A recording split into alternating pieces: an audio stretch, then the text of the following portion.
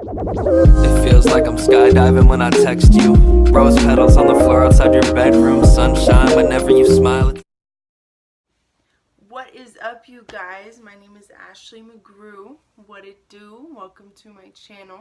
This is all new to me. I'm just gonna get right into it. So I'm gonna be doing something interesting on this video. I'm gonna be going into a story time. It's gonna cover a few different things. My first real boyfriend. I'm also gonna be putting on a face mask while telling the story. So like I said, this is new to me. I'm probably gonna be looking at myself and looking at the camera.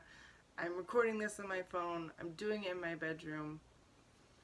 Here we go. Let's get this going. Throwback.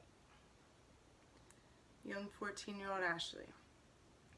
Alright, I can never get this fucking bobby pin figured out. Hold on. Yep. Alright, there we go. Treat it like a mirror. Alright, I got this. Alright, so anyways, 14-year-old Ashley. My mom was pretty strict. I wasn't allowed to have, this was back when there was just like MySpace, like live messenger, emails, picture texting just became a thing. There wasn't really a lot of ways to, you know, communicate with people, and online dating was such a big thing. There was these kidnapping things going on. I wasn't allowed to have social media. Well, I made one. And I ended up meeting this guy. We're gonna go with Jacob. Alright. So I meet Jacob online. I honestly, to be honest with you, that might not have even been where I met him. Really can't remember where we met, how we met. It doesn't really matter. We were talking. He lived in a different state at this time. I had told him I was 14 and he was 18. He was from where I was from and he was contemplating moving back. So he ended up moving back. On my 15th birthday, we met up at a park. These things called Sundays in the Park, where local bands and other bands would come and perform in the park, and you know, there'd be food vendors and alcohol vendors, and people would bring their kids. You know, it was the park, there was, you know, the stage and everything. It was a pretty cool thing we did back home. Anyways, he met me there. Actually had my mom drop me off. Told her I was meeting up with some friends or something. I honestly can't remember. I remember he was wearing this like polo t-shirt, you know, with like the thick collar, like the really thick shirts, and like had like 3 buttons down, stopped right here, and it was like red and like black and white stripe. It was like really long, like way longer than like it should have been. Like it like went down to like here, and like when he was standing, like it went down to here. So it looked like a dress with like jeans underneath. I don't know, it was really weird. This was my first like boyfriend. Like he asked me to be his girlfriend online or through Facebook or live mail, whatever the hell it was. I think he's the best thing in the world. It was awful, honestly, thinking about it. He had this haircut. It was like, it wasn't like a bowl haircut, but it kind of was. And I'm just like, I'm attracted to really like strong features, and he had these like really dark brown eyes, like jaw bones, and like I was just like, I don't know.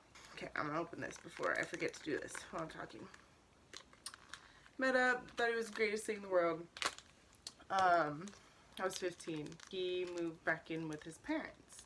I don't know if he graduated or if he got his GED or what exactly the case was with that, but somehow we're dating for a month or so, and I guess this isn't a face mask exactly. It's like a gel cream mask, hydrating something or other. I don't know if y'all can see that. It's backwards. Something from Walmart. I don't know. Anyways, he wanted to like be in the army, right? So I'm like, okay, yeah, I'm gonna support your dreams. You know, you're 18, I'm fucking 15, still in high school. Like, sure, you wanna go be in the army? Let me be the righteous girlfriend and support you in that. So we did that. I went with him to the place, and meanwhile he's living with his parents, and he's 18, and he's telling them I'm 18 as well. So I'm like lying to all these people I meet, and my mom also, she doesn't know he's 18. First real boyfriend, no big deal. Wants to go in the army, no big deal. So I ended up telling my mom he's 18, it's whatever, like she was mad I lied to her, but whatever. I think that's what happened. I don't know. I might have told he was 18. Ugh. I might have told her that he was 18 from the get. I don't remember. It was so fucking long ago. I'm 25 now. The fuck? Thought this was gonna be cool because I thought it was gonna be an actual mask too, but it's not. It's fucking gel cream. It's kind of burning and tingly. Anyways, totally getting off track, off subject. Where am I even going with this? Why am I telling this story? So he wanted to go in the army, and I supported that. My mom went to Walmart and like, cause he had this like checklist of all this stuff he had to buy, like just like basic shit, like 3 pairs of socks and like 2 pairs of underwear, like 2 white t-shirts, like very minimal stuff he could bring for like basic training. So he went, and I didn't really think this part through. Shit. They can write letters, but they can't call or anything. He's writing me letters like every day. I can't remember where he was. It was like Tennessee, or no, it wasn't Tennessee. That's where I ended up moving to. It was somewhere, Texas or some shit. It took like a week almost to get the goddamn letters. Get the letters. I'm writing them back. Oh, I miss you. Can't wait to see you. Can't wait to start a family with you. This is going to be so great for our future. I'm going to be here for, you know, the 4 years, and you'll be done with high school, and blah, blah, blah, blah, blah. All these plans he was making, and 14, 15-year-old me, oh yeah, that's so great, you know, didn't really know what love was. Showing me all this attention. I think, you know, he makes me feel like I'm so great, blah, blah, blah. Yeah, actually, I need to take a step back, because that's the main point of why I was telling the story. I remember now. It's also like trying to seep into my mouth. So before he leaves for basic training, right, probably hadn't been dating for more than like 2 months, maybe 3. He goes somewhere with his family or something. He said he got me something, and I was like, oh, you know, got me a little souvenir, you know, went into like Victoria's Secret, got me something. No. This guy comes over to my mom's house while she's in her bedroom, and we go to the living room. He sits in the little recliner chair, whatever, motions me to like come sit on his lap, and like, okay, you know, whatever, like, yeah, okay. He like goes into his back pocket while I'm like sitting on his lap. Pulls him out of pocket, like, okay, what is it? Little black box. He says some spiel about how much he loves me and he can't wait to spend the rest of his life with me, blah, blah, blah, blah, blah, whatever. Cheap. Well, it didn't look cheap to me at the time, but like, I still have it. I'll find it at some point. It was just like a silver band and like a heart-shaped like fake diamond. And he said, will you marry me? I don't know what the fuck I was thinking. I said, yeah, sure. Yay, let me put this thing out, yay. Well, my mom can't find out. Like, I'm fucking 15, bro. You are 18 years old, about to go into the army. What? Seriously, what? So I have this ring, and he goes, and we're writing these letters back and forth, and meanwhile, he had introduced me to this girl. We're gonna call her Amelia. He introduces me to Amelia, and, you know, they've been childhood friends. They're such good friends. They go way back, blah, blah, blah. You know, this is someone you can get close to while I'm gone, so you don't miss me. You know, you guys can talk about me, blah, blah, blah. Totally believed him. She's older than me. She was a senior. I was a freshman, pretty sure, at this point. I think this might have been like the summer before my sophomore year that this all happened. So yeah, I was a sophomore, she was a senior, so like she had her own car, she was in dance, like she didn't have like a great body, but like she was cute.